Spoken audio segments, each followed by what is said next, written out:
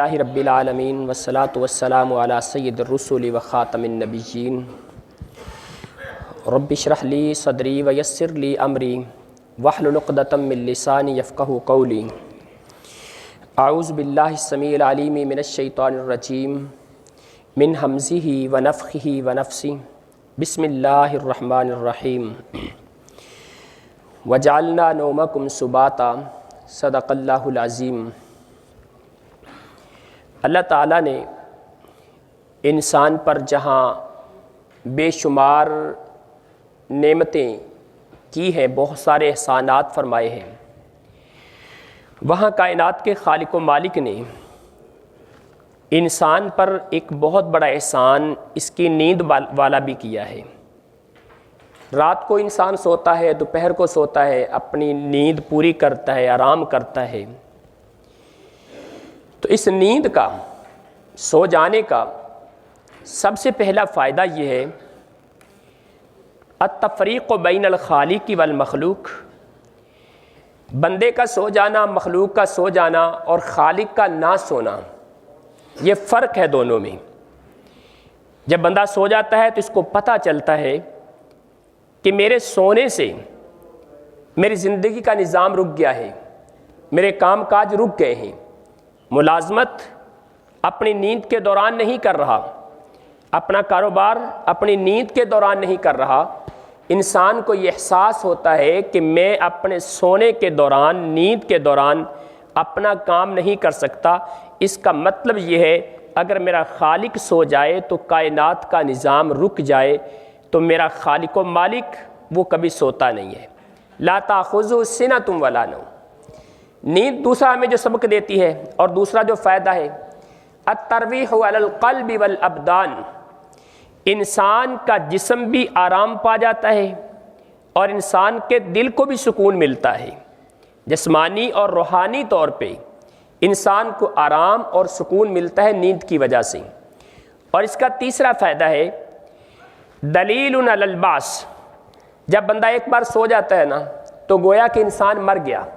قرآن مقدس نے نیند کو موت سے مترادف کہا ہے۔ اللہ یتوفی الانفس حین موتہا، اللہ تعالیٰ نے نیند کے لیے بھی قرآن مقدس کے اندر موت کا لفظ استعمال کیا ہے۔ جب بندہ سو گیا اس کا مطلب ہے کہ مر گیا، پھر صبح دوبارہ جب اٹھتا ہے، اس انسان کو دوبارہ اٹھنے کی وجہ سے یقین کامل ہونا چاہیے کہ جس طرح میں سونے کے بعد دوبارہ اٹھ سکتا ہوں، اسی طرح مرنے کے بعد میرا رب مجھے دوبارہ زندہ بھی کرے گا۔ اگر سو گیا، سونے کے بعد مجھے زندگی مل سکتی ہے۔ اور ہم صبح اٹھ کے دعا بھی پڑھتے ہیں، اللہ تعالیٰ سب کو یہ دعا یاد کرنے کی توفیق عطا فرمائے۔ الحمدللہ الذی احیانی بعد ما اماتنی والیہ النشور، اللہ کی تعریفیں ہیں کہ جس خالق کائنات نے مجھے موت کے بعد زندگی عطا فرمائی اور ایک دن میں نے لوٹ کے اپنے رب کی طرف جانا ہے۔ تو نیند ہمیں اس عقیدے کا سبق دیتی ہے، درس دیتی ہے کہ مرنے کے بعد دوبارہ بھی ہمیں اٹھایا جائے گا، زندہ کیا جائے گا، تب ہمارا حساب و کتاب ہوگا۔ اسی لیے ہم ہر نماز میں کہتے ہیں، ہر رکعت میں کہتے ہیں مالک یوم الدین، وہ اللہ جزا اور سزا والے دن کا مالک ہے۔ اور جزا و سزا کا دن یہ مرنے کے بعد جب دوبارہ اٹھیں گے تبھی ہوگا۔ تو لہٰذا نیند کا چوتھا فائدہ یہ ہے اشتمال النوم علی التبشیر والتحذیر، نیند کے اندر انسان کو بشارتیں بھی ملتی ہیں، خوشخبریاں بھی ملتی ہیں، اور بسا اوقات نیند کے دوران انسان کو اللہ کی طرف سے تنبیہ بھی ملتی ہے، ڈرایا بھی جاتا ہے، دمکایا جاتا ہے، اس کو وعید کی جاتی ہے، بتایا جاتا ہے کہ جہاں تو غلط ہے، یہاں تجھے اپنی اصلاح کرنی چاہیے۔ نیند کے اندر خوشخبریاں بھی اللہ دیتا ہے اور اللہ تعالیٰ انسان کو ڈراتا بھی ہے، دھمکاتا بھی ہے، تنبیہ بھی کرتا ہے۔ اگر انسان سوئے ہی نہ تو انسان کو کیسے پتہ چلے کہ رب کی طرف سے پیغام کیا ہے؟ تو لہٰذا یہ جو نیند کے اندر بشارتیں ملتی ہیں، نیند کے اندر اللہ کی طرف سے تنبیہ آتی ہے، اس کو ہم خواب سے تعبیر کرتے ہیں کہ یہ خواب ہے۔ آج ہماری گفتگو خواب سے متعلق ہے کہ خواب سے متعلق شریعت کا حکم کیا ہے۔ رسول اللہ صلی اللہ علیہ وسلم کی احادیث کا جب مطالعہ کرتے ہیں نا تو ہمیں پتہ چلتا ہے کہ خواب کی 3 قسمیں ہیں۔ کتنی قسمیں جی؟ 3 قسمیں خواب کی۔ سب سے پہلی قسم نفسانی خواب ہوتے ہیں، دوسری قسم شیطانی خواب ہوتے ہیں، اور تیسری قسم ربانی خواب ہوتے ہیں۔ جو پہلی قسم ہے نفسانی خواب، اس کا مطلب یہ ہے کہ بعض دفعہ انسان کا معدہ خراب ہوتا ہے، معدے کے اندر ہوا پیدا ہوتی ہے، گیس پیدا ہوتی ہے، وہ گیس دماغ کو چڑھتی ہے اور دماغ کے اندر عجیب و غریب قسم کے خیالات آنے شروع ہو جاتے ہیں۔ ہم سو رہے ہوتے ہیں لیکن ہمارے دماغ کے اندر عجیب و غریب قسم کے خیالات ہوتے ہیں۔ بعض دفعہ ہمارے جسم کے اندر بادی مادہ زیادہ ہو جاتا ہے، جس کی وجہ سے ہمارا دماغ اس انداز سے کام نہیں کرتا جس انداز سے اسے آرام کرنا چاہیے، کام کرنا چاہیے۔ پھر اس کے اندر عجیب و غریب قسم کے خیالات، کبھی انسان پتہ نہیں کتنی گہرائی میں گر رہا ہوتا ہے، کبھی اوپر اٹھتا جا رہا ہے، کبھی عجیب و غریب جگہ کی سیر کر رہا ہوتا ہے، جنگل بیابان میں پھر رہا ہوتا ہے۔ یہ عجیب و غریب قسم کے جو خیالات ہوتے ہیں، خواب ہوتے ہیں، یہ زیادہ تر نفسانی خواب ہوتے ہیں۔ انسان کے جسم کے اندر کوئی بیماری ہے، اس کی وجہ سے معدے کے اندر گیس ہے، اس کی وجہ سے سارے دن کی تھکاوٹ ہے، اس کی وجہ سے سارا دن معمول کے کام کرتا رہا، جو کام انسان سارا دن کرتا رہا وہی کام رات کو اس کے دماغ کے اندر خواب کا تصور بن کے آ جاتے ہیں۔ یہ بھی ایک نفسانی خواب کی قسم ہے۔ اور دوسرا خواب شیطانی خواب ہوتا ہے۔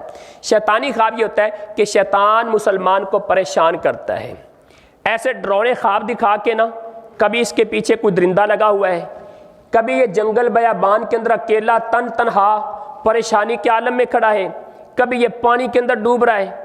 ایک صحابی رسول اللہ صلی اللہ علیہ وسلم کے پاس آئے، جاء رجل الی النبی صلی اللہ علیہ وسلم فقال انا رأیت کأن رأسی قد قوتیت وہی تتدحرج وانا ارکض وراءها۔ صحابی اللہ کے پیغمبر کے پاس آئے، اللہ کے رسول میں نے خواب میں دیکھا ہے کہ میرا سر میرے جسم سے کٹ گیا ہے اور میرا سر میرے آگے آگے لڑکتا جا رہا ہے، دوڑتا جا رہا ہے، اور میں اس کے پیچھے بھاگ رہا ہوں اپنے سر کے پیچھے۔ نبی علیہ السلام کو جب یہ خواب سنایا تو پیغمبر کائنات فرمانے لگے، لا تدع الشیطان یتلاعب بک، اے میرے صحابہ شیطان کو اپنے ساتھ کھیلنے کا موقع نہ دیا کرو۔ اس کا مطلب یہ ہے کہ ایسے خوابوں سے پریشان نہ ہو جایا کرو۔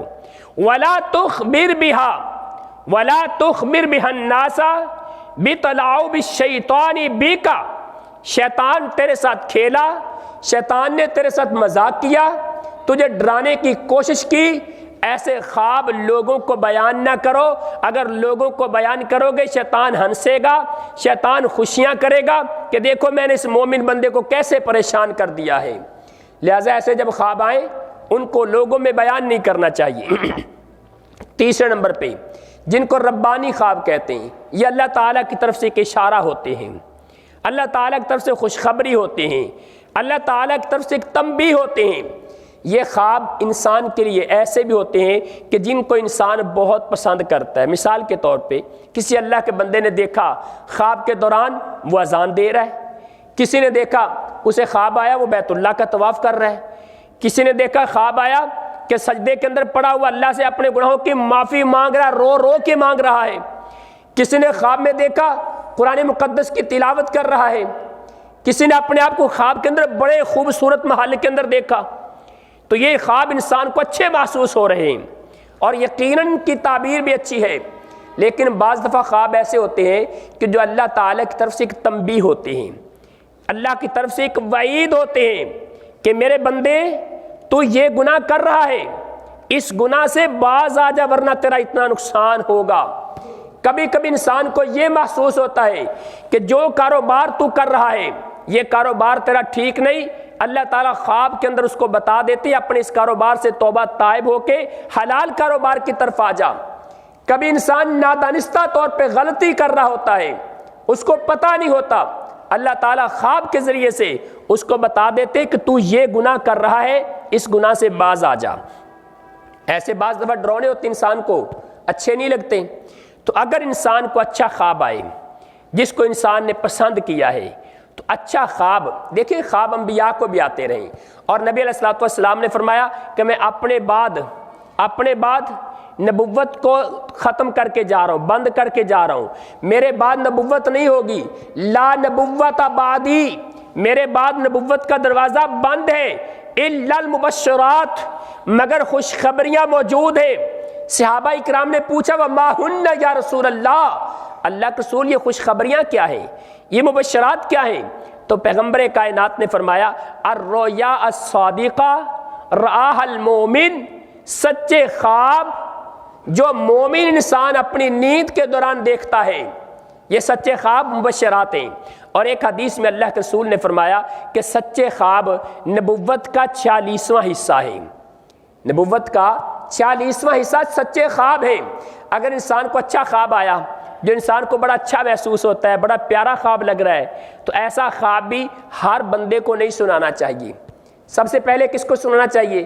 اس کو سناؤ، نبی رحمت علیہ السلام فرماتے ہیں جس انسان سے تمہیں محبت ہے اور وہ تم سے محبت کرتا ہے، ماں ہے، باپ ہے، سگا بھائی ہے، بہن ہے، بہت گہرا دوست ہے، اچھا استاد ہے، ایسا انسان جس سے تم بھی محبت کرتے ہو وہ تم سے محبت کرتا ہے، اس کو یہ خواب سناؤ، کسی دوسرے کو نہ سناؤ۔ اور آپ نے نتیجہ دیکھا ہوا اچھے خواب کا، جناب یوسف علیہ السلام کو اچھا خواب آیا تھا، کس کو سنایا تھا؟ اپنے باپ کو سنایا تھا، لیکن جب بھائیوں کو سنا بیٹھے تو اس کا انجام کیا نکلا؟ اسی لیے نبی رحمت علیہ السلام نے فرمایا اپنے ان لوگوں کو سناؤ جن سے تمہیں محبت ہے، پیار ہے، اور وہ تم سے محبت کرتے ہیں۔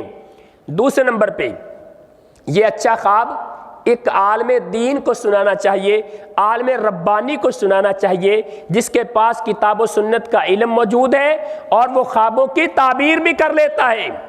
یہ بھی بات یاد رکھیے، ہر عالم دین خوابوں کی تعبیر نہیں کر سکتا، معبر نہیں ہو سکتا۔ پہلے آپ اس سے پوچھ لیں، اللہ کے بندے، اللہ نے آپ کو بڑا علم دیا ہے، شیخ صاحب آپ کے پاس بڑا نالج ہے، اللہ تعالیٰ آپ کے علم میں اضافہ فرمائے، آپ کو اللہ تعالیٰ مزید عمل کی توفیق عطا فرمائے۔ میرا ایک سوال ہے، کیا آپ خوابوں کی تعبیر بھی کر لیتے ہیں؟ اگر وہ کہتا ہے کہ ٹھیک ہے میں کر لوں گا، اگر اس کے پاس اللہ نے اس کو یہ علم دیا ہے، اسے اس کا اظہار کرنا چاہیے۔ لیکن اگر نہیں کر سکتا تو واضح طور پہ کہے کہ نہیں مجھے خوابوں کی تعبیر کے بارے میں معلوم نہیں ہے، میں اس علم کو نہیں جانتا۔ ایسے عالم ربانی کو سنائیے جو تعبیر بھی کر سکتا ہو۔ کیوں؟ اس کی وجہ یہ ہے نبی علیہ الصلوۃ والسلام نے فرمایا جس طرح کی تعبیر کرنے والا کوئی تعبیر کر دے خواب ویسا ہی واقع ہو جاتا ہے، اس لیے کسی اچھے بندے سے اس کی تعبیر کرواؤ۔ اور میں نے دیکھا ہے ہمارے استاد محترم شیخ عبداللہ امجد چھتوی صاحب رحمۃ اللہ علیہ بہت پیاری تعبیر کیا کرتے تھے، بہت کمال کی تعبیر کرتے تھے، اللہ تعالیٰ ان کی قبر پہ کروڑوں رحمتیں نازل فرمائے۔ اور بھی حافظ یحییٰ صاحب عزیز میر محمدی رحمۃ اللہ علیہ خوابوں کی تعبیر بہت کمال کی کرتے تھے، اور ایسی تعبیر جو واقعتاً ایک ایک پوائنٹ پہ پوری اترتی تھی۔ یہ اللہ تعالیٰ کی طرف سے ایک خاص عنایت ہوتی ہے اپنے بندوں کو۔ لیکن اگر خواب اچھا نہیں لگا، انسان کو اس سے ڈر محسوس ہوا ہے، برا محسوس ہوا ہے، پھر انسان کیا کرے؟